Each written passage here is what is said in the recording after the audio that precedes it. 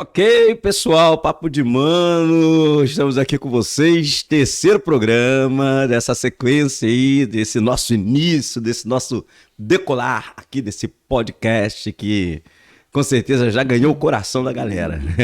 Um forte abraço para todos vocês, graça e paz para todos vocês, que Deus possa abençoá-los ricamente. Eu sou o pastor Mano Queiro, estou aqui no Papo de Mano com vocês e hoje tendo a honra, a alegria e a satisfação de receber aqui alguém que, né, além de ser um professor, de ter sido meu professor, né, até hoje leciona para muitos alunos em muitos lugares diferentes, é alguém que se dedica 100% à área do ensino teológico aqui no Brasil. Eu estou aqui com o professor Matheus Angel, bacharel em teologia pela UFPE, pós-graduado em psicologia pela FATUM e também formado em cultura judaica, psicopedagogia pela FATUM e também formado em cultura judaica pelo Ministério Ensinando de Sião.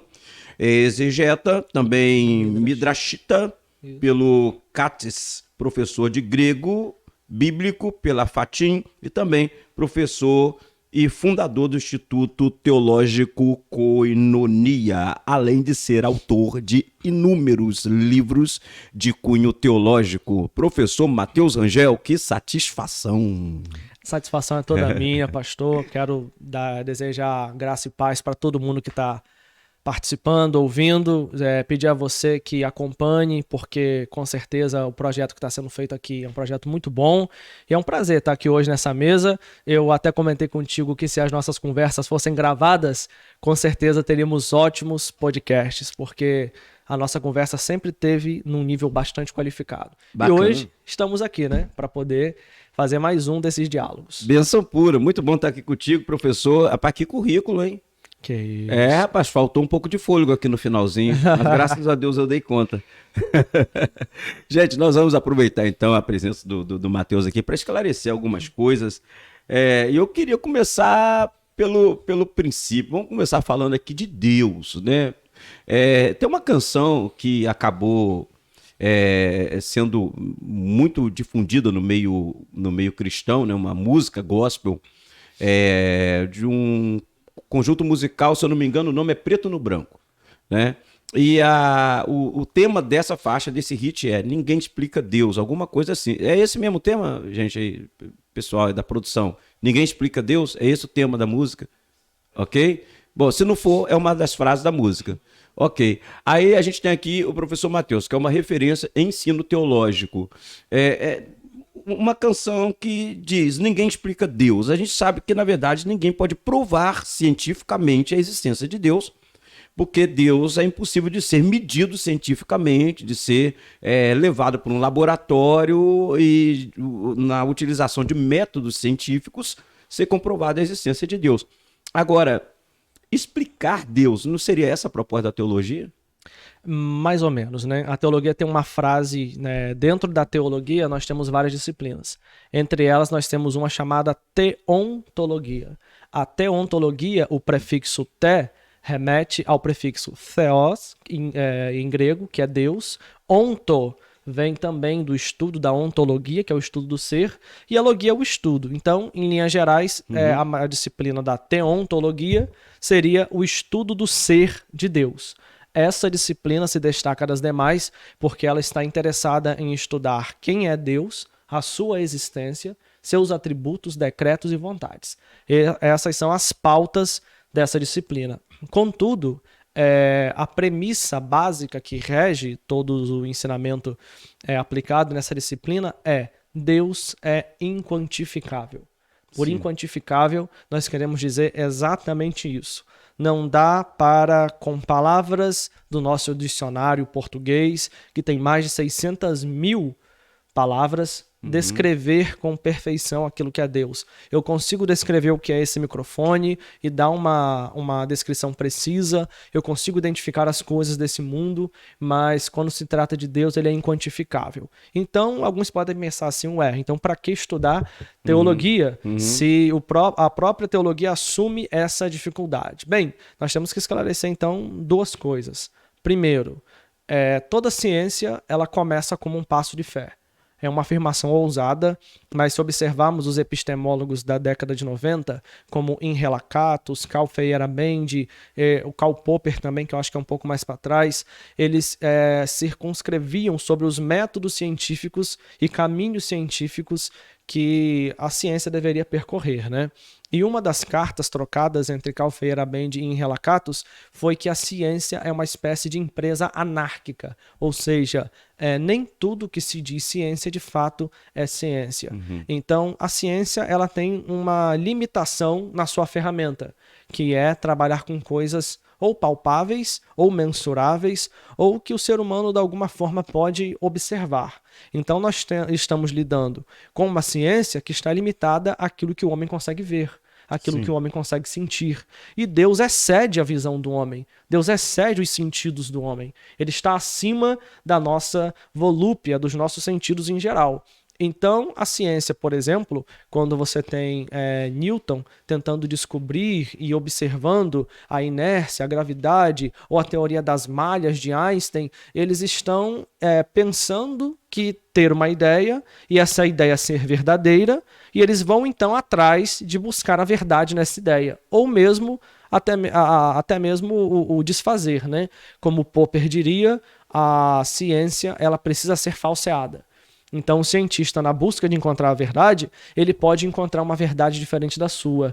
Nesse caso, ele começa, então, acreditando num ponto. Então, todo cientista começa num ponto de fé. Beleza. Aplicado à teologia, nós temos o seguinte. Ela também começa num ponto de fé. A respeito de Deus, a teontologia vai dizer que existem várias crenças. Por exemplo, o teísmo. O teísmo acredita que Deus existe e se relaciona. O deísmo, com D, já acredita que Deus existe, mas está por trás de uma espécie de cortina cósmica e não se relaciona com o ser humano. O agnosticismo, ele já entende que Deus existe, mas ele não se dá a conhecer. Ele não se dá a relacionar. É parecido com o deísmo, mas tem lá as suas diferenças. Nós temos também o enoteísmo, que acredita na existência de um Deus supremo, que tem outros ajudando na manutenção do seu governo e na administração da sua divindade. Tem o politeísmo, que acredita na existência de vários deuses. Então, partindo da teologia do sujeito, no meu caso, eu sou monoteísta absoluto. Eu acredito que exista um único Deus indivisível. E esse Deus, quando ele se manifesta, ele usa pelo menos 5 recursos para se apresentar à humanidade. E é a partir desses 5 recursos que toda a teologia deve estar estruturada. O primeiro recurso é o próprio Jesus Cristo.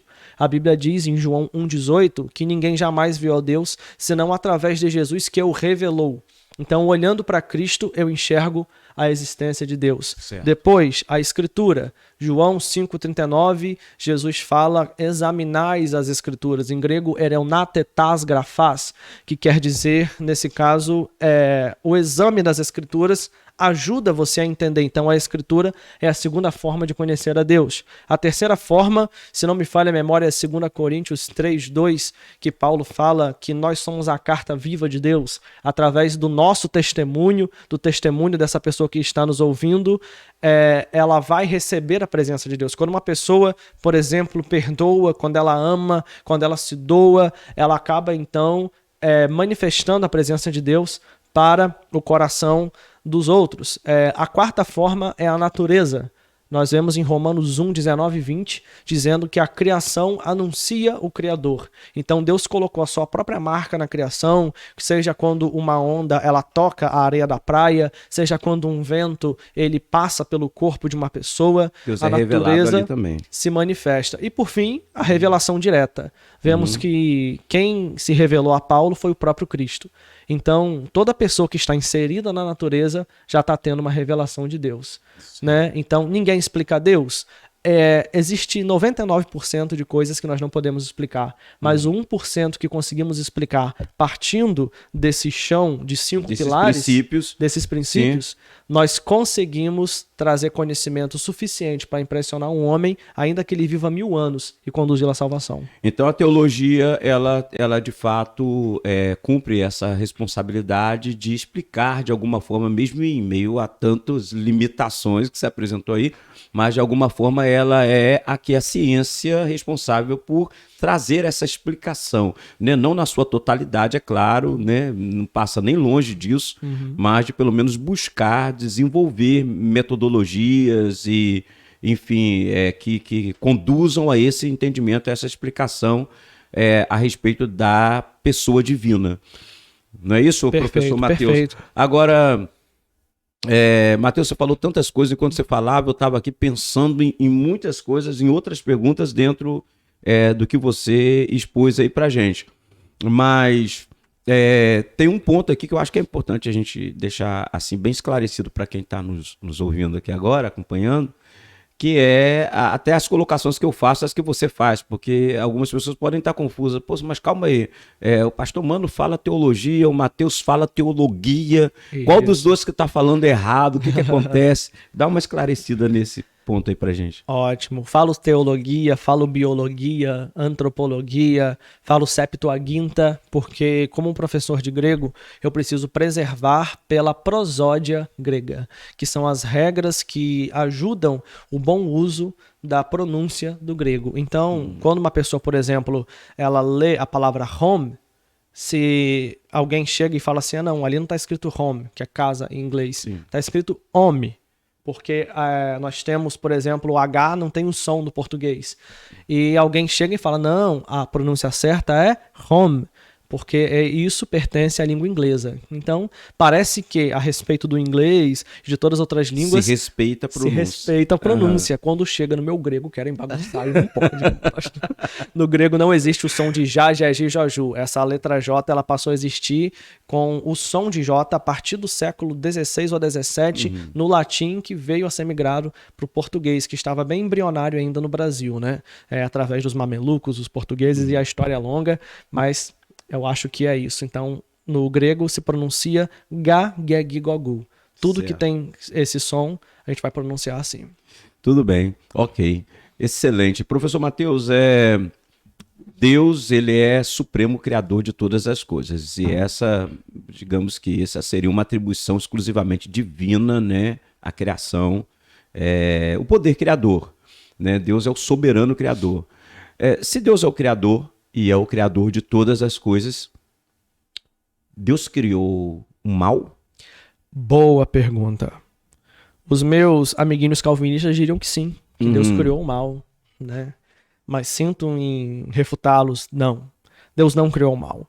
Mas Deus não é o criador de todas as coisas? Sim, Deus é o criador de todas as coisas. Mas deixa eu falar um pouquinho sobre o que é existência. Sim. Porque se nós estamos questionando a existência do mal, nós temos vários autores para falar sobre isso, né? François Turretini, que é um apologista católico. Nós temos o Norman Geisler, que para mim é o maior apologista cristão que existe. Tem uma enciclopédia apologética. Temos também o William Lane Craig, o C.S. Lewis, o Chesterton. Vários apologistas falam sobre esse tema, né? Gente, a gente vai disponibilizar para vocês essas listas aqui depois na descrição, tá ok? Lá embaixo você vai poder conferir. Segue aí. Confira, tá? Tem um livro muito bom também de apologética, que o autor é Matheus Rangel. Gente boa. Eu conheço, tá? Recomendo. É um herege, hein? Cuidado. Mas aí, a respeito do mal, meu pastor, nós podemos observar o seguinte, que o mal existe potencialmente, não ontologicamente. O que é uma existência ontológica? É algo que existe de fato. E quando você retira a presença daquele elemento existente, alguma coisa fica no lugar, mesmo que seja o nada. E esse nada, ele existe potencialmente, porque ele está sempre passível de ser removido dali quando algo que existe ontologicamente se presentifica. Exatamente. Sim. Nesse caso, podemos dar um exemplo da escuridão. A escuridão, ela existe potencialmente quando a luz, que é ontológica, não está presente. Sim. Mesma coisa é o mal. Quando Deus criou todas as coisas, o mal não existia no princípio das coisas. Ele passou a existir desde o momento em que Deus decidiu não criar robôs, mas criar seres humanos com volição e certa liberdade para escolher fugir da presença dele. Vou dar um exemplo.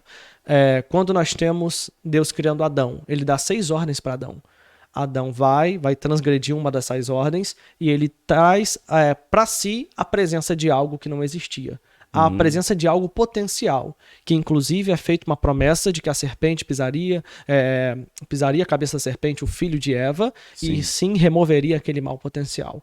Nós temos o próprio Caim, em Gênesis capítulo 4, verso 7, está escrito: o teu pecado está diante de ti, cabe a ti dominá-lo. Então você percebe que o pecado é uma existência potencial, mas se ele manifesta a existência ontológica da boa escolha, ele anularia a existência potencial do pecado. Vemos Josué também, em capítulo 24, verso 15, dizendo: eu e minha casa serviremos ao Senhor, escolhei hoje a quem servais. Sabemos que Deus existia, que o inimigo também existia, e a escolha e o povo também existia. Agora, a presença do mal causado pelo inimigo no futuro, que não é onisciente, ela não existia. Mas ela passaria a existir potencialmente com base numa escolha. A escolha sustentaria a existência do mal. Mas se a escolha não fosse feita, a pessoa continuaria debaixo da bênção de Deus, escolhendo a Deus. Então, poderia dar outros inúmeros versículos, né, que testificam a mesma ideia, como Mateus 7,13, Apocalipse em capítulo 3, verso 20, entre outros textos que mostram como que o mal existe apenas potencialmente e não ontologicamente. É uma existência potencial. Tá aí. Tá ali, mas é uma consequência de alguma coisa. A consequência de alguma coisa vai liberar a manifestação daquela existência. É mais ou menos isso, né? Exatamente. Então a gente está aqui, as luzes estão acesas, tá tudo claro, mas existe escuridão aqui, potencialmente. Isso. Ela vai se manifestar quando nós apagarmos tudo aqui no estúdio. Até vou dar um exemplo bom, né? Que o senhor falando aí, minha mente funcionou aqui. Existe esse copo quebrado? Não. Mas existe um copo? Existe. Então, potencialmente ele pode ser quebrado. Pode ser quebrado. Então, para que exista um copo quebrado, é preciso haver uma moção, um movimento que venha ser forte o suficiente para fragmentá-lo. Certo. Então, se alguém fala assim, existe o mal? Existe a partir do momento que alguém decide jogar o copinho no chão. Sim. Dessa forma, o mal existente seria a remoção do bem existente. Isso. Né? Ou seja, o mal existe quando Deus se ausenta. Exatamente. A vida sem Deus é a presença do mal. Ok. Muito interessante. Professor Matheus, a gente está num período assim, de pandemia, essa guerra entre Rússia e Ucrânia, quer dizer, uma guerra envolvendo uma grande potência, que é a Rússia, que na verdade está envolvendo o mundo inteiro numa crise financeira, numa crise econômica mundial, mas a pandemia do Covid, que ainda é um fantasma que assombra o mundo, são sinais, na sua opinião, de um princípio do fim, de um fim dos tempos? Exatamente. E devo dizer que eu fiz uma pesquisa minuciosa sobre esse assunto. Então vamos lá, compartilha isso aqui com a gente. Rapaz, vamos lá. Para poder distinguir o que é o fim e o que é o princípio do fim. Sim. Em Mateus capítulo 24, do verso 1 ao 13, Jesus fala, se não me falha a memória, 2 vezes, uma no verso 6, eu acho que outra no verso 8. Ele fala assim, isto ainda não é o fim, mas é o princípio das dores. Então nós percebemos que o fim é como se ele fosse dividido em 2 momentos. Em 3 momentos. O momento do princípio, o momento da grande tribulação e o momento que encerra a dispensação da graça, que é a presença do milênio. E a grande questão no relógio escatológico, em que momento estamos? Acredito eu que no princípio das dores. Sim. E seriam tantas considerações para fazer, vou tentar ajustar o máximo aqui para o nosso ouvinte perceber, né? Primeiro, são 11 sinais no princípio das dores. Se o senhor me permitir, eu busco aqui no nosso livro de escatologia, eu coloquei na página 67. Primeiro sinal, falsos cristos. Aí eu vou falar em sequência. Guerras e rumores de guerras. Nação contra nação. Reino contra reino. Fome, peste, terremoto, perseguição, escândalo, falsos profetas, multiplicação da iniquidade e esfriamento do amor. Seguido a isso, o verso 13 diz, quem perseverar até o fim será salvo. Então, a pandemia, o Covid-19, está sim localizado entre os eventos do princípio das dores. A palavra loimoi, do grego, significa pestes, aqui nesse texto, de fato, ela traz para nós a ideia de pestilência. Alguns preteristas, para quem não entende, os preteristas são pessoas que pertencem a uma escola que interpretam as profecias do fim dos tempos como profecias que já se cumpriram no primeiro século, no máximo até o terceiro século. Então, os preteristas vão dizer, não, mas as pestes que falam ali são os que se cumpriram no primeiro século. Os terremotos que falam ali foram os 4 terremotos que ocorreram no primeiro século. Mas eu devo dizer que não é um bom exegeta não vai prestar só atenção no sinal, mas nos adjuntos adverbiais do texto que dizem o modo com a qual eles ocorreriam. Sim. Os adjuntos adverbiais temporais e os advérbios de tempo, os verbos, para tentar perceber em que momento essas coisas ocorreriam. E perceba que a Bíblia diz que tudo ocorreria conjuntamente no verso 7 e que seria algo de abrangência global. Sim, os terremotos, as pestes, todos esses fenômenos que são descritos em Mateus 24, do 1 ao 13, sim, eles ocorreram, só que isoladamente, dentro de Jerusalém, perto de Nazaré. Então, assim, sacar desses fenômenos históricos para dizer que ali se cumpriu a palavra de Jesus, de fato é um erro escatológico. Até porque, se eu fiz a conta, e de 1900 para cá, todos esses sinais começaram a acontecer. E vai até, de repente, um bom corte para o nosso podcast. Não falta nenhum sinal se cumprir. Nenhuma. Nenhuma dessas profecias, nenhum desses sinais mencionados, todos eles já se cumpriram. Todos eles. Inclusive há quem diga assim, mas falta o evangelho ser pregado a todo mundo. Na Coreia do Norte o evangelho não entra. Isso está no verso 14. Sim. O verso 13 o arrebatamento acontece. Porque lá tem uma palavra grega, sotesetai, que significa aquele que persevera até o fim será salvo. A palavra sotesetai, salvo, com essa conjugação gramatical, ela aparece 13 vezes no Novo Testamento. E todas as vezes falando de uma salvação completa. Sim. Então, há uma salvação completa prometida no verso 13 para quem suportar os sinais que ocorrem do verso 5 até o verso 12. O que nós pretendemos dizer com isso? Por exemplo, existiram pestes em todo o mundo. Existiu a peste negra na Idade Média, várias pestes, né? Eu fiz um apanhado histórico, tem um livro de Uvijari, de 2017, eu acho o ano, que ele fala sobre as principais pandemias históricas, né? Sim. Inclusive eu uso referências da área de pandemia no livro para falar sobre esse assunto.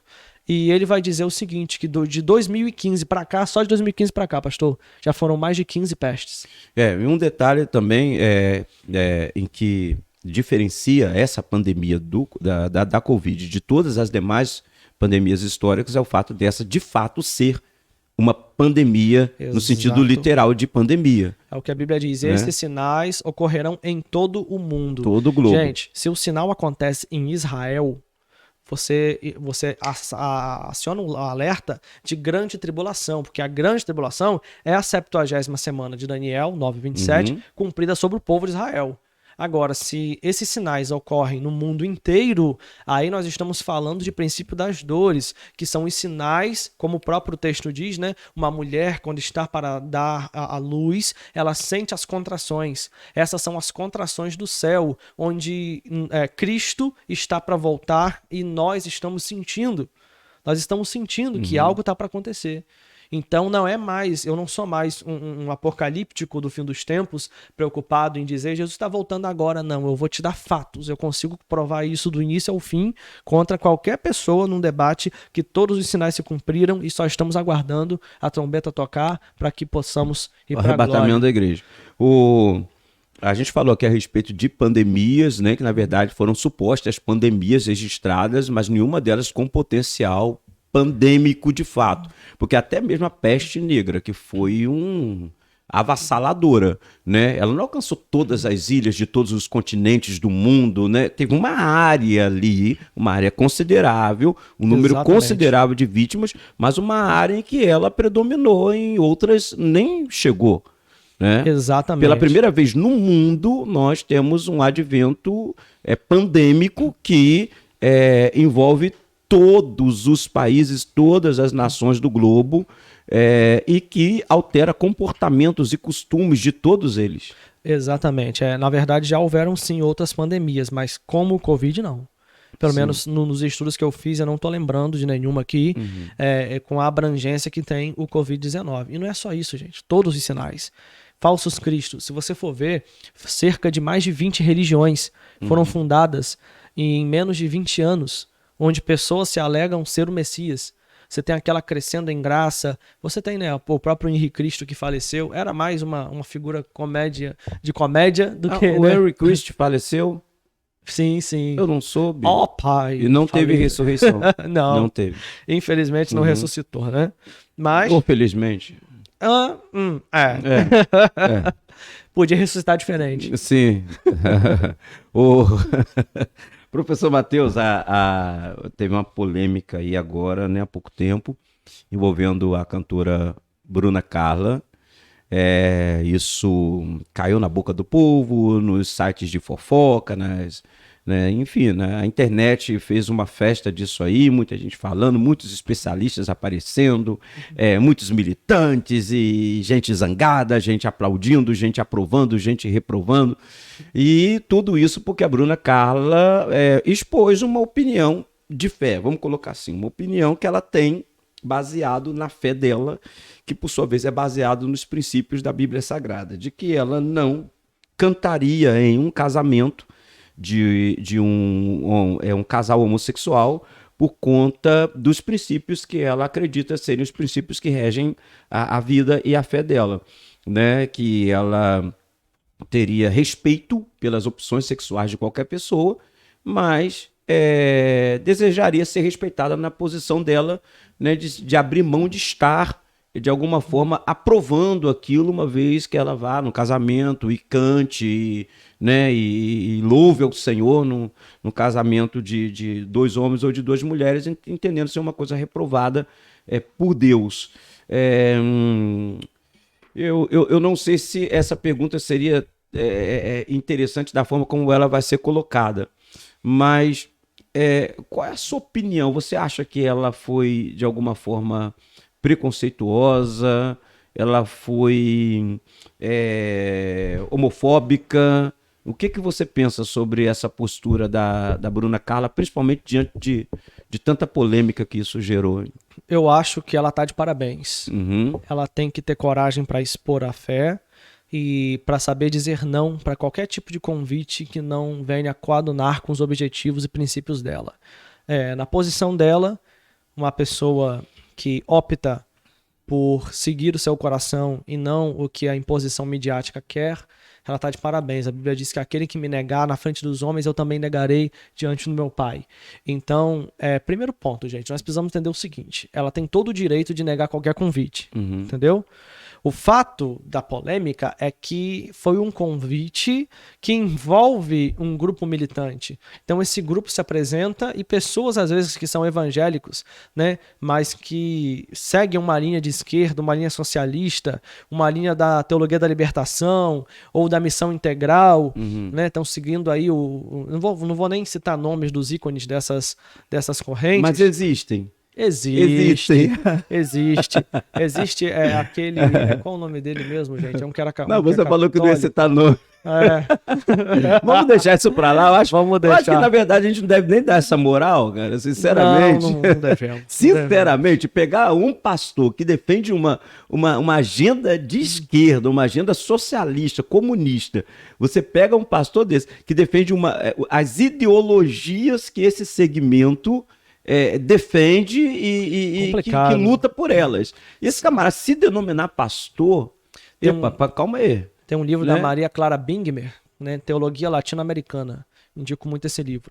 Ele fala sobre a teologia da libertação e as suas vertentes a partir do Vaticano II, que foi um documento feito em 1960, quando, no final da Guerra Fria, a igreja passa a se dividir. Um caminho de capitalista, né, que seguiu a vitória dos Estados Unidos sobre a União Soviética, e o caminho da União Soviética influenciando na formação de algumas correntes e ideologias. Nesse momento surge a chamada teologia feminista. Eu, Matheus, gosto de observar a teologia feminina. Sim. Aquela que trata a Aham. mulher com devido valor e que, inclusive, interpreta corretamente textos machistas que foram interpretados erradamente Uhum. durante a história. Sou a favor de ministério pastoral feminino, um dia a gente pode falar sobre isso. Sim. E, entretanto, existe a teologia feminista que favorece o aborto, Uhum. que favorece a mulher se comportar e ser como um homem na sua estética, entendendo que isso defende o gênero dela. Para mim, isso, na verdade, é um reducionismo, Sim. onde a mulher anula suas peculiaridades, tentando se parecer com o homem. Por quê que ela tem que se parecer com o homem? Uhum. Por que que ela não pode ser 100% mulher e feliz com isso? Mas voltando à situação de Bruna Carla, para mim ela tem todo o direito de negar o que ela quiser, de seguir o coração dela da forma que ela quiser, e esse seria o primeiro ponto. Não era para ninguém falar nada mais além disso. Porque né? é uma opinião dela. Opinião, né? gente. Opinião. Sim. Se fosse o contrário, e se eu pedisse, de repente, para um casal homossexual ou um casal de lésbicas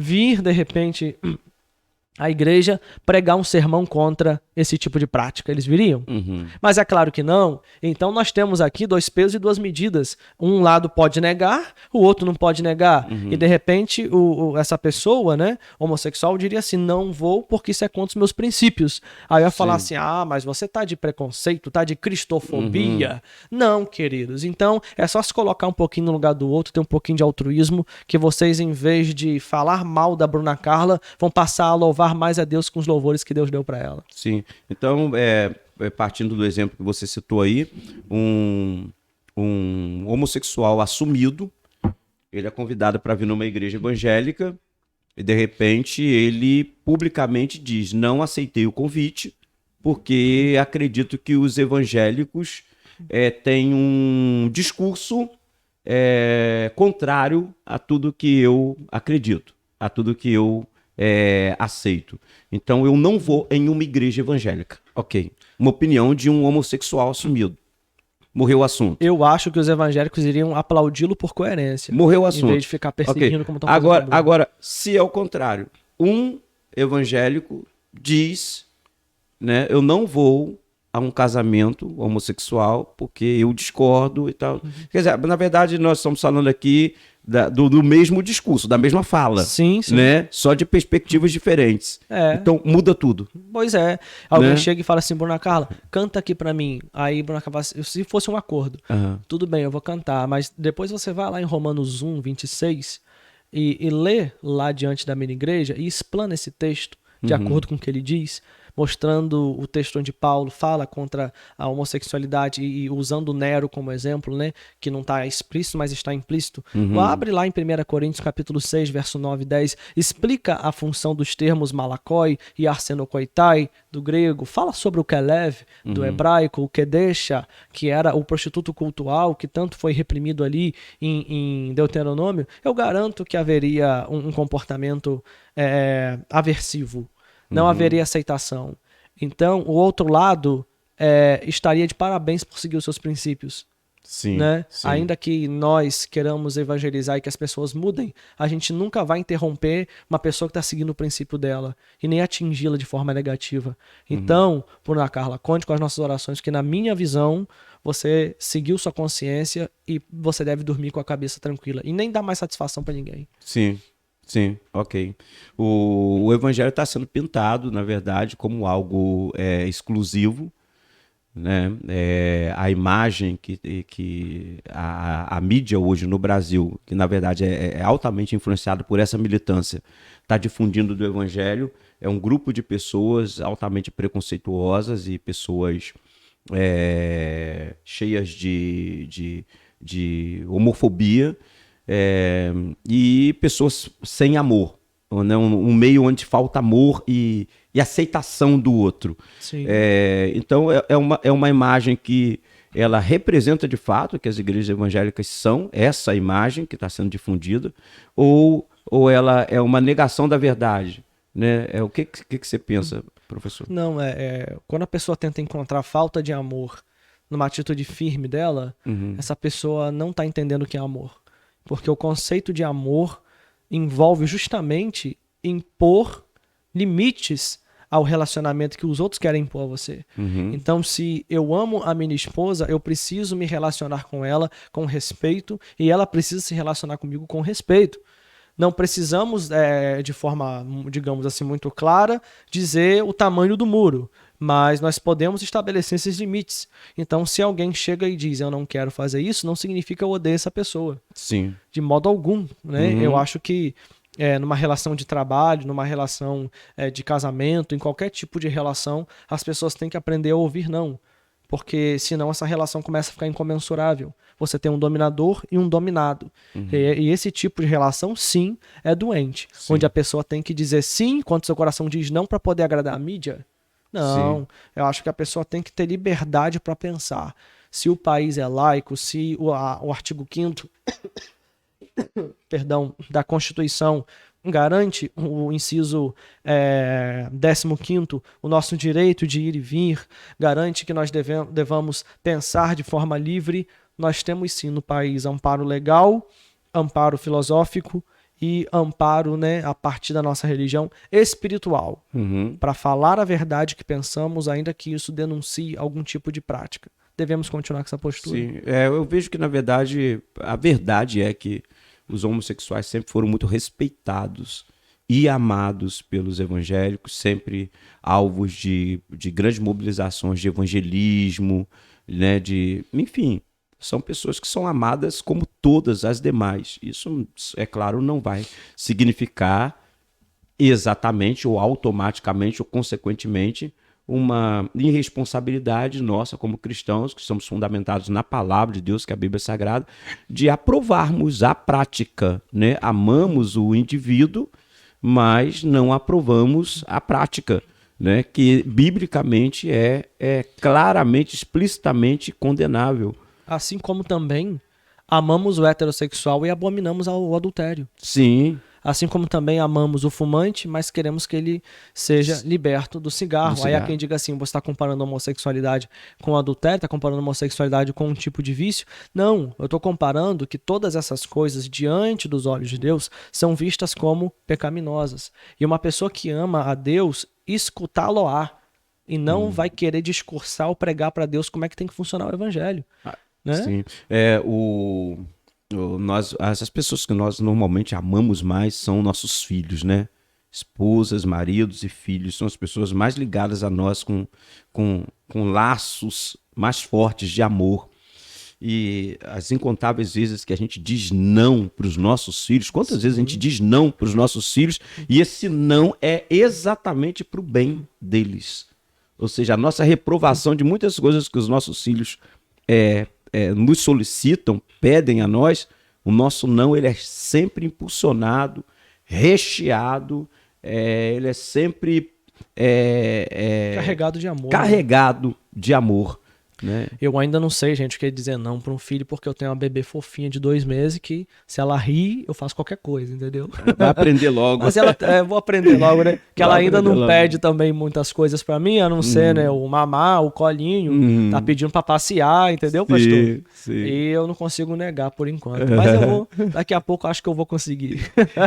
Professor Matheus, uma criança de 11 anos, há pouco tempo atrás também, outra notícia também que repercutiu aí, que, né, deu muito o que falar, ainda está dando muito o que falar, né? Agora eu soube ontem que a Câmara Municipal, a Câmara Estadual de Santa Catarina, ela está criando uma CPI para apurar o caso da menina de 11 anos de idade que fez um aborto e foi difundido pela imprensa nacional de que ela havia sido vítima de um estupro e por isso precisava abortar, né? O hospital não abortou e a juíza, que foi condenada pela opinião pública por influência da imprensa nacional, acabou sofrendo muitas retaliações por não ter autorizado, né, o aborto.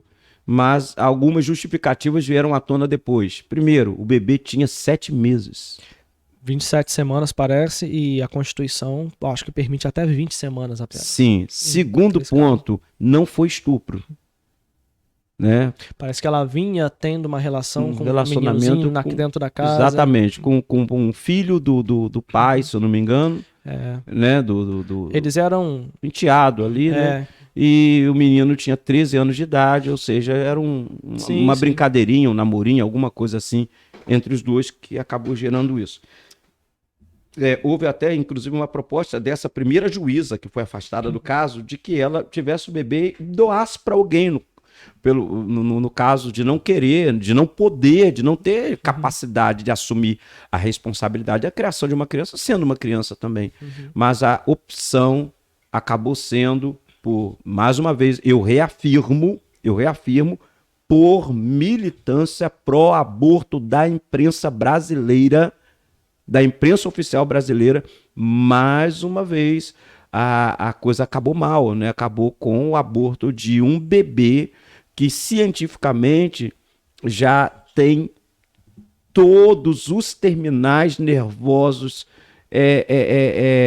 no lugar, funcionando, em pleno funcionamento, ou seja, sentiu toda a dor, toda a aflição, toda a angústia que um ser humano sente, né, dentro desse processo de que ele foi ali partido em pedaços, né? E precisamos lembrar, né, pastor, que a culpa não é da menina. Sim. Né, mas das pessoas que guiam ela, que estão em torno dela no calor do momento, conduzindo para o assassinato. Sim.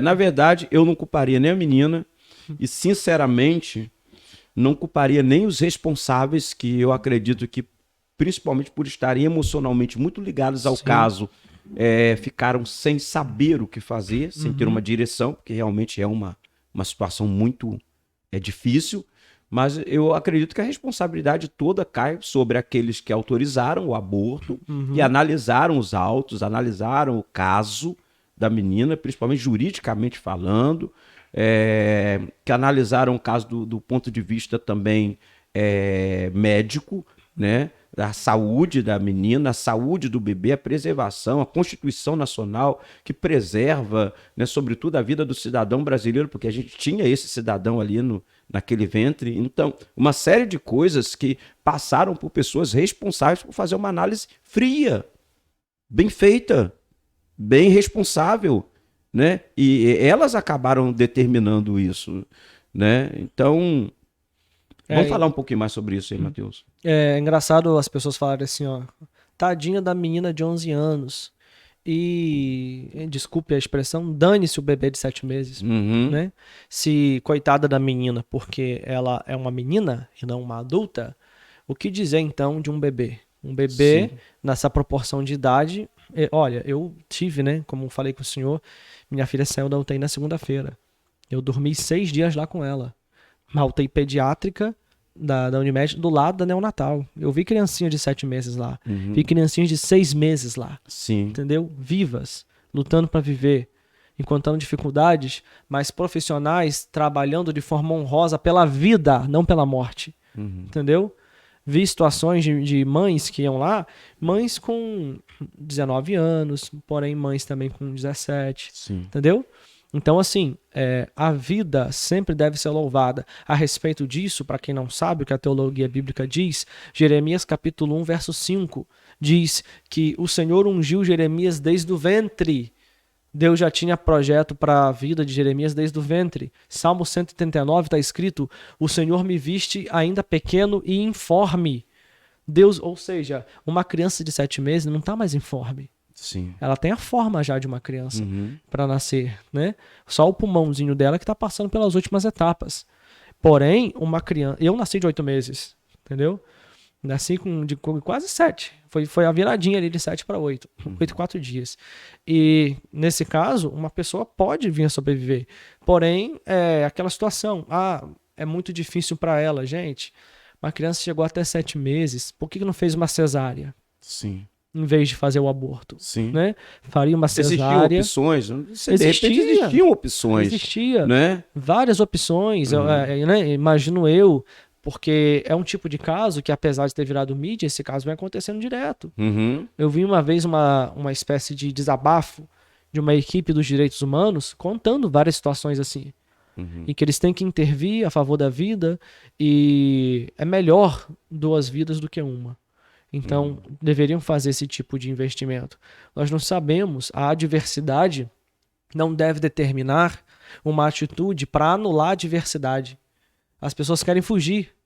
Agora, se você for ver as pesquisas da OMS, da Organização Mundial da Saúde, dizem que as consequências de um aborto refletem muito mais negativamente do que as consequências de uma gravidez indesejada que chegou a ter um parto. Sim. Então, uma criança que tem um filho e dá para adoção ou que cuida com todas as dificuldades, essa pessoa ela vai ter uma saúde mental muito melhor do que uma pessoa que decidiu abortar. Muito menos traumas, né? Muito menos traumas. Agora você imagina essa menina carregar isso. Olha, sabe o que Carregar dizem? isso. Flashbacks do momento da gravidez.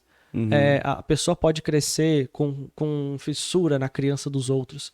Geralmente quem comete aborto, né? Vai crescer, ficar querendo observar a criança dos outros, pegar no colo, porque é como se sentisse falta. Tem pesadelos. Às vezes começa a ter delírios e ouve vozes de bebê chorando. Então uma série de coisas acometem as pessoas que optam por esse caminho. As pessoas que já tomaram essa atitude precisam de tratamento, mas quem está para tomar essa atitude não deve tomar, porque você prejudica uma vida e prejudica a sua vida muito mais do que se você deixasse aquela vida se desenvolver. Agora, você sabe o que chateia mais no meio de tudo isso? Que me deixa particularmente mais aborrecido é saber que agora a gente tem uma criança, um bebê, que passou por uma situação terrível e teve uma morte horrível, uma morte angustiante, uma morte que ninguém merece, né?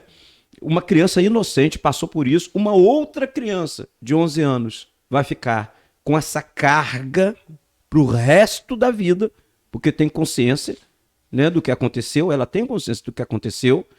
Vai entrar num processo de tratamento com psicólogos e tal, mas a gente sabe que não é um tratamento 100% garantido.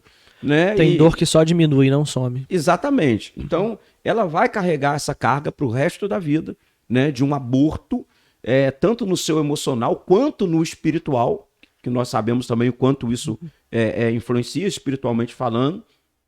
E nós temos agora, então, militantes, principalmente uma imprensa militante, né, que inventou a história do estupro, né, que condenou a juíza que não aprovou o aborto. Nós temos essa militância agora aplaudindo e satisfeita, porque o objetivo foi cumprido. O aborto aconteceu. Então isso é o que mais revolta, o que mais chateia, é saber que essas pessoas não estão comprometidas com vida, não estão comprometidas com amor. É um amor falso, é um amor mentiroso, é uma militância. É uma questão partidária, militante, é um projeto ideológico que tem que ser disseminado, que tem que ser espalhado. As pessoas precisam aprovar a ideia do aborto, custe o que custar. Agora, radical, uma menção de um pastor conhecido, eu acho que ele foi radical demais, eu não falaria o que ele falou, vou falar aqui, repetindo as palavras dele, abre aspas, pena que todos esses militantes pró-aborto não foram antecedidos por pais que eram militantes pró-aborto, porque aí eles nem existiriam, né? Isso é verdade, né? Querer decidir sobre a vida de alguém que tá chegando depois que chegou é fácil. Sim. E, gente, o diabo veio para matar, roubar e destruir. Só que o diabo conta com um arsenal de armas criadas por homens. Então ele conta desde ideologias a uma arma que fica na cintura. Então Deus veio para trazer a vida, Jesus veio para trazer a vida e a vida com abundância. Então que o Zoe tu Jesu Cristo, que a vida de Jesus Cristo venha habitar no nosso coração. E quem tem vida, dá vida. Amém. Quem tem morte, dá morte. As pessoas dão o que têm. Dão o que tem. Sim. Professor Mateus, a gente tem vivido tempos assim de muita relatividade de tudo. Inclusive agora chegou o período, né, em que as pessoas estão relativizando a palavra de Deus. Todos os valores e princípios defendidos dentro da Bíblia estão sendo relativizados por pessoas que estão se colocando como mestres da Bíblia, como professores, né, como até como ministros, como pastores, influenciando massas e relativizando textos que existe, inclusive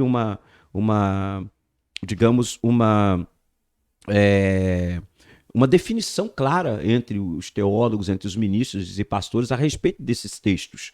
Textos que de definição unânime entre os pastores, teólogos e ministros, enfim, todos eles, inclusive esses textos e a interpretação desses estão sendo relativizados nesse tempo. Até que ponto essa relativização de tudo, inclusive da palavra, é nocivo para nós? O relativista, ele costuma desafirmar que exista uma verdade absoluta, né? Porque a verdade absoluta gera compromisso, e ele não quer compromisso. Então ele quer duas verdades, onde ele possa escolher uma mais confortável para seguir, né? Sim. Duas ou mais.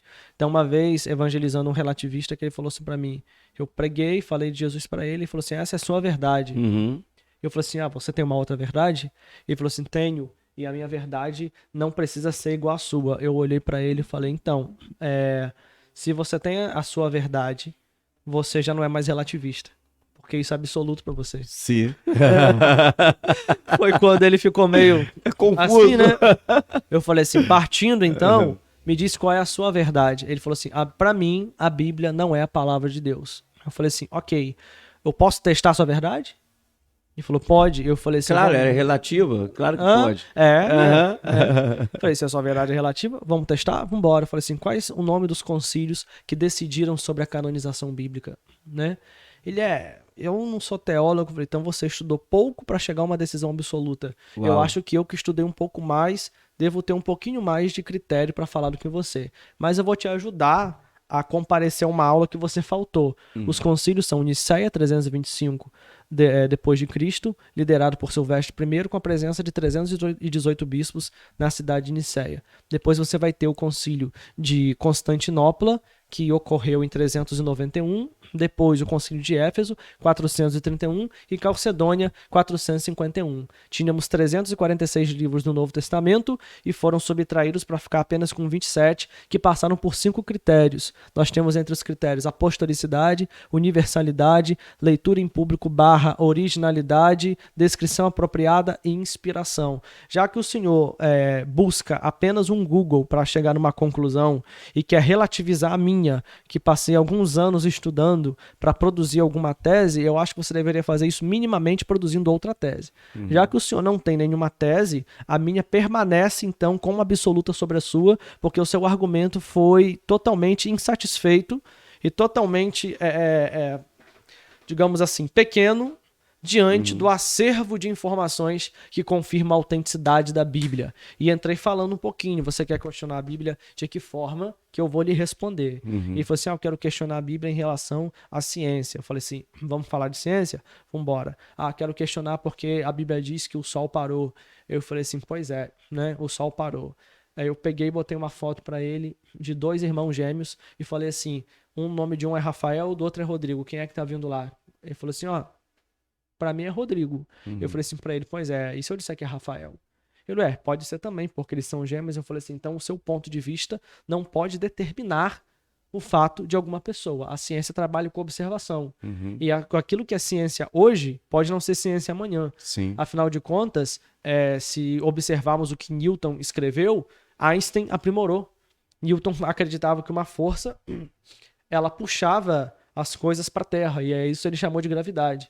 Já Einstein, ele criou a teoria das malhas, que é diferente. Ele acredita como se houvesse uma espécie de grande lençol, e todos os elementos estão postos ali, e quando um elemento de maior massa, maior peso, ele desce sobre esse lençol, é como se as outras coisas fossem atraídas até ele. Nesse caso, a teoria de Newton não foi necessariamente refutada, mas foi aprimorada por Einstein. Né? E em Relacatos diz que hoje praticamente não existe ciência que dure 50 anos. Porque quase tudo que se tem já foi descoberto. Sim. Então, quando você fala de ciência, você está falando para mim de um campo de estudo que se atualiza no mínimo a cada 50 anos. Mas eu estou falando para você de uma Bíblia que terminou de ser projetada, se eu for muito tardio, em 450, né? Ela foi escrita no primeiro século, mas foi aprovada ali em 450. E várias pessoas como você tentaram queimar, mas talvez foram queimados. E ela permaneceu viva. Aí eu entrei falando, são 24 mil manuscritos. Se você quer comparar com ciência, pega aí quem é o pai da matemática, quem é o pai dos números, né? Pitágoras de Samos. Pitágoras de Samos tem 3, 4 manuscritos. Nós temos 24 mil. Faz a conta aí para ver quantos Pitágoras você ia precisar para chegar, pelo menos, só no Novo Testamento. Sim. Né? Quer falar de medicina? Você acha a medicina tão fenomenal? Fala para mim quem foi o pai da medicina. Hipócrates, Euríclides, Areateu, Galeno, Discórides. Pega todos esses pais aí e se você somar todos eles e multiplicar por 100, não vai dar 50% dos manuscritos bíblicos. Você quer falar de filosofia? Pega os manuscritos, aí falou assim, manuscrito de Sócrates, coitado, né? Nem sabe ele que Sócrates não escreveu nada. Quem escreveu sobre Sócrates foi Platão. Então nós temos um grupo de pessoas, com todo respeito, imbecilizadas intelectualmente, falando de coisas que não sabem a respeito das escrituras. Ah, mas nós temos divergência de um manuscrito para outro. Mas essa pessoa nunca estudou as 5 categorias de Kurt Barbara Alland, nunca leu um livro de crítica textual para poder saber sobre a inerrância bíblica. Ah, mas a Bíblia fala que tem 2 cegos de Jericó, e outro lugar fala que tinha 1. Mas é claro, existia a Jericó antiga e a Jericó moderna. Se você observar o ponto de vista de cada uma, você vai perceber que de um lado só dá para ver 1, do outro só dá para ver 2. Sim. Se alguém chegar na porta agora aqui do estúdio onde estamos, pode de repente só conseguir me ver, mas não ver o irmão que está ali. Mas se alguém chegar por aqui, vai conseguir ver todo mundo. Então, a situação do ser humano ser limitado faz com que a redação dele seja movido naquilo que ele consegue ver. Então, esse é o fato. Eu desafio qualquer pessoa a provar para mim alguma contradição dentro da Bíblia e eu desprovarei com menos de 5 minutos. Agora, professor Matheus, você usou um termo aí muito interessante, imbecilidade. Eu acho que imbecilidade coletiva, que é um termo até que está sendo usado hoje assim, né, se aplicando à coletividade, à massa, quase generalizando, né, as limitações das pessoas, eu acho que isso é injusto. Mas existe uma imbecilidade, sim, nesse tempo, é diferenciada, né? A gente está vivendo numa geração muito mais Google do que livro, mas parece que existe uma fonte disso, um meio em que as pessoas que deveriam estar conseguindo romper, transcender isso aí, que trata-se do meio acadêmico. Esse meio tem sido, principalmente, né, nas faculdades que hoje estão debaixo de um jugo, de uma carga de doutrinação, existe ali sim essa programação. Né? O camarada sai dali se sentindo o intelectual, o formado na universidade pública, né? Isso que é interessante. O sábio, mas na verdade carregando esse fardo de imbecilidade, porque é incapaz de discutir, é incapaz de discorrer temas das mais diferentes esferas, teológica, filosóficas, enfim, é incapaz de discorrer esses temas com fluência, porque está limitado a uma regra ou a um discurso pronto de doutrinação. Existe essa doutrinação? Nossa. Tenta falar um pouco melhor sobre isso pra gente. Se existe. Eu fico abismado como os jovens no primeiro semestre já estão se achando mais teólogo do que aquelas pessoas que eles consultavam, né? Como um rapaz mesmo, ele sempre me perguntava as coisas, mas ele entrou no primeiro semestre, 5 meses de estudo, chegou para mim e falou assim: ô professor, muita coisa que você me ensinou estava errado. Eu falei assim, mas por que, meu filho? E não, olha só isso daqui. Aí começou a levantar os apontamentos, né? Eu falei assim, então tá, né? Você tá vendo isso porque você leu um livro.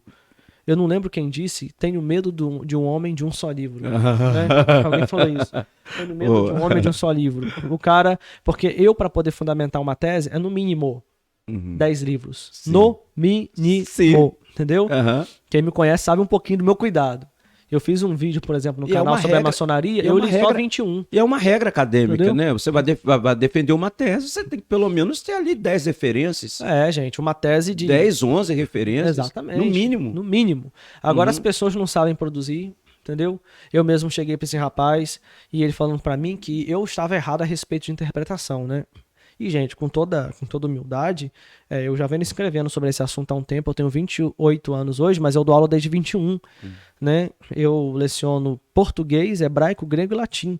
E me formando linguista nessa área e tal, cheguei para ele e falei, olha, você tá fera em interpretação, tá fazendo vídeo falando que os outros devem ser desigrejados, que deve parar de dar o dízimo, né? Mas diz para mim se esse sujeito na frase aqui é oculto, indeterminado, se é oração sem sujeito, se é simples ou composto. Entendeu? Sim. E a pessoa tá procurando até hoje o sujeito. Então, essa geração... Ele tá procurando o sujeito. Eu fui falei pra ele, Jesus tá te procurando, sujeito. Você não foi para os textos originais, você foi para o português. No português, só. E teve um que falou assim pra mim, mas pra que grego? Pra que hebraico? Eu falei assim, eu vou ler no português mesmo, entendeu? Aí eu falei assim, então vamos lá, você quer português? Peguei uma carta de Pero Vaz de Caminha de 1502, né? Botei no português na mão dele, aquele português do voz me ser. Sim. Eu falei, lê aí e interpreta. Travou, aí eu falei assim, rapaz, se você não consegue interpretar uma carta de 500 anos atrás... É em português? Em português, imagina entender a palavra de Deus, a Bíblia, que foi escrita há mais de 2000 anos. Então, não é com qualquer conversa, você tem que estudar assim. Mas, professor, você é a favor de uma geração demasiadamente intelectual. Então, gente, só Satanás é a favor de uma geração ignorante. Sim. Porque quando o próprio Jesus diz, em Mateus 22, 29, errais, não conhecendo as Escrituras e nem o poder de Deus. Então, conhecimento das Escrituras é uma questão de quem quer acertar. Se você quer acertar, se você quer alcançar a vontade de Deus, você será motivado. Não adianta dizer para mim que tem o Espírito Santo, que ele mora de braço dado com a preguiça, que não mora. Né? Conheçamos e prossigamos em conhecer ao Senhor. A Bíblia diz em 1 Pedro 3,16, fala assim, existem pontos difíceis de entender nas cartas de Paulo. Existem coisas que são difíceis. Para Pedro, que viveu naquela época, que andou com Paulo, que andou com Cristo. Aí vem um cidadão hoje que faz o primeiro semestre, 5 meses de teologia na faculdade, e já sai cantando de galo, achando que sabe alguma coisa, né? Engraçado que nem os professores deles aceitam um debate, claro, entendeu? Quando a gente chama, não aceita, não. Tem alguns ateus aí que estão com os canais na internet, né? Até desculpa se eu estiver polemizando, se eu não puder falar o nome, só me belisca aqui, né? Mas tem alguns aí, o Antônio Miranda, o Fábio Sabino, que, não, professor, eu tô sem tempo para debater contigo. Mas na hora que eu chamo eles para poder debater e não aceitam, vai ver outro dia, é live de 1 hora. Todo dia tem vídeo de 1 hora, de 2 horas, mas não tem tempo para debater. Sim. Eu acho que não tem tempo para se converter. Tem uma frase que Freud falou para um professor dele que é bem interessante. A frase é assim, eu não posso ficar 5 minutos conversando contigo, senão eu passaria a crer no seu Deus. Sim. Essa frase do Dr. Armand, eu acho que é Armand Júnior, do livro Deus em Questão. Ele fala sobre os porões da vida de Freud, que criou tantas teorias como paternidade, culpa, totem tabu, para poder desmerecer a religião, falar que os crentes têm uma visão magnificada do pai terreno e que são dependentes e imaturos e por isso precisam de um Deus para fazer todas as coisas. É uma bengala, né? A fé é uma bengala. Exatamente. Os religiosos. Como se fosse uma bengala e a causa das neuroses mundiais, né? O problema é que na hora de colocar todas essas teses arrogantes na mesa para debate, eles não querem se sustentar. Então nós estamos em outro tempo. Não é mais no tempo onde os cristãos fogem. É o tempo onde os cristãos chegam e falam, deixa eu testar sua verdade, deixa eu testar sua ciência. Porque a fé é irrefutável, mas a ciência é irrefutável. Professor, eu queria compartilhar sobre tantas outras coisas com você, mas infelizmente o nosso horário já está estourado e eu vou ter que partir para a conclusão contigo. Eu queria que você desse uma palavra conclusiva aí para todos que estão nos acompanhando aqui, né? E principalmente para essa geração, para essa rapaziada que precisa ter uma opinião bem definida e baseada, fundamentada, de fato, na verdade, na palavra, para não serem vítimas de manipulação, de tanta frente ideológica, para não ser vítima de manipulação, de tanta militância, né, que tem se manifestado nesse tempo aí. Então, a minha palavra para vocês é a seguinte: busquem conhecimento. O conhecimento, ele é aquilo que me libertou. Eu fui uma pessoa que, não tendo vergonha de falar, foi um grande herege. Primeira pregação minha, pastor, eu falei que quebraram os ossos de Jesus. Hã? Falei que quebraram os ossos de Jesus. Primeira sério? pregação. Foi. Você? É. Ah, Já dei ordem pra Miguel meter a espada. Aham. É, já cometi muitas heresias. Né? Mas isso faz parte do processo. A gente hoje pode rir porque, de fato, nós fomos libertos pelo Não, eu conhecimento. tô rindo por ter sido você. É por isso que eu tô rindo. É por ter sido você. Porque a gente Tem já gente- viu coisas estranhas. Mas do professor Mateus, gente, né? O passado das pessoas é terrível às vezes, né? Não, tem gente que acha que eu nasci chorando Shalom. Não, gente, é ruim, hein? Ó, falar pra você. Bereshit. Eu já fui esse cara que não sabia achar o sujeito simples, composto, indeterminado. Ou seja, o que você pode fazer com a sua ignorância para melhorá-la, é buscar conhecimento. Agora, detalhe, conhecimento de forma certa. Tem gente que está lendo a Bíblia errada. Tem gente que está comprando o livro errado. Tem gente que quer adquirir conhecimento, com todo respeito, comprando o livro de C.S. Lewis. C.S. Lewis é livro inspiracional. É para você ficar melhor, se Sim. aproximar de Deus. O Benihim, livros para aprimorar sua vida espiritual. Mas você não precisa só de motivação para sua vida espiritual. Você precisa se transformar num crente melhor, mais apologista. Jesus nunca fugiu de uma pergunta. Em Mateus 22, falaram para ele sobre ressurreição, querendo zoar dele. Né? Chegaram, Senhor, uma mulher casou com um cara, o cara morreu, ela ficou por irmão, que o irmão morreu, e assim com 7 irmãos. Na ressurreição, ela vai ser a mulher de quem, Senhor? E todo mundo rindo. Jesus vira e fala, na ressurreição não se casam, nem se dão em casamento. Acabou, Sim, fechou o assunto. morreu o assunto. Senhor, tá essa moeda aqui, Mateus 22 ainda. Aqui, ó. Devo pagar imposto para César? Imagina, você chegar para aqui agora e um movimento para poder dizer você deve usar gasolina e pagar só R$5. Né? Nesse momento que tá 8 praticamente. Aí a pessoa vai e alguém chega e diz assim, tem que pagar sim. Naquele momento eles queriam prejudicar muito Jesus. Jesus vira, sabiamente diz, é de quem o rosto aí? É de César. Então dá a César o que é de César. Jesus nunca correu de uma pergunta difícil. E nós também não precisamos correr, nem devemos correr. 1 Pedro 3,15 está escrito que nós devemos dar aos de fora explicações com mansidão sobre a razão da nossa fé. Amém. Então nós precisamos estar capacitados para isso. Eu procurei me capacitar. Eu garanto a você hoje que o maior benefício que o conhecimento traz é você não ser enganado. Sim. Então, se você gosta de ser enganado, continue andando pelas ruas da ignorância. Mas se você quer ser liberto e libertar, você deve andar pelas ruas do conhecimento. Eu costumo dizer isso, porque eu fui liberto pela palavra, eu liberto pela palavra. Então, quando eu chego uma pessoa que é profundamente arraigada a usos e costumes e usa isso para condenar os outros, eu falo, conhecimento é a vacina, é a dose, é o remédio, conhecimento é tudo. Previne de você amanhã estar chorando por uma falsa profecia. Previne você de amanhã cair num conselho errado e destruir o seu casamento. Conhecimento bíblico, palavra de Deus, conhecimento científico também.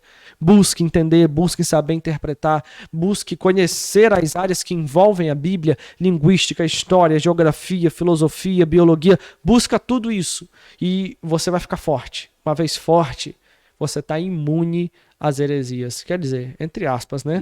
Precisamos, Sim. sobretudo, da graça de Deus. Porque se o conhecimento tirar você da vida de oração, da vida de piedade, sinto muito. Você aprendeu, adquiriu conhecimento, mas não foi de Deus. Isso pode acontecer, né?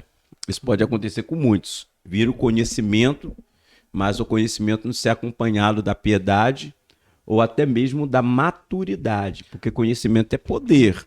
E poder necessita de maturidade para fazer exercício dele, né? Assim como o indivíduo às vezes está com uma arma super potente, com um fuzil na mão e não sabe operar, né? Então é necessário a maturidade associada ao conhecimento, e essa maturidade que a gente adquire no Senhor, na relação com Deus, ela vai nos levar a muitas outras questões fundamentais para equilibrar e nos habilitar do uso do conhecimento, né? Pastor, se o senhor me permite só abrir um parênteses. E vamos lá, professor. Né?